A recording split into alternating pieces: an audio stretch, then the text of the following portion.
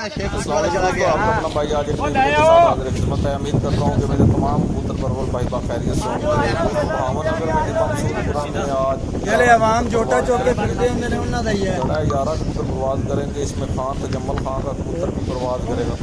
दोस्तों वीडियो अच्छी लगी हो तो लाइक एंड शेयर कीजिएगा, चैनल को सब्सक्राइब करें, बेल आइकॉन के बटन चलो यार ताकि हमारी नई आने वाली वीडियो को आसानी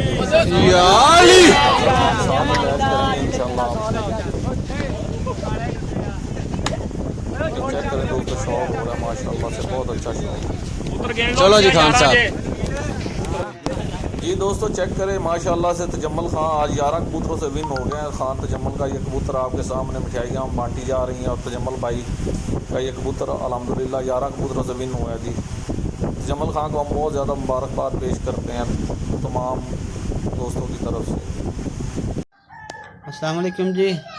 सब दोस्त सोने सोने लजपाल और पिजन क्लब वालों ਨੂੰ मेरी तरफ मुबारक होवे जी। एक कबूतर छड्डा सी अपना जी 11 कबूतर दसन जी अपना कबूतर जी वध गया जी ते माशाल्लाह बड़ा सोहना ते वधिया जी। कबूतर ਨੂੰ पता ही कोनी कि भाई मैं उड़ते आया मैं कि नहीं जी। ਇਹ देखो जी ये अज की जित जी मैं अपना मिचनाबाद क्लब के नाम करना जी।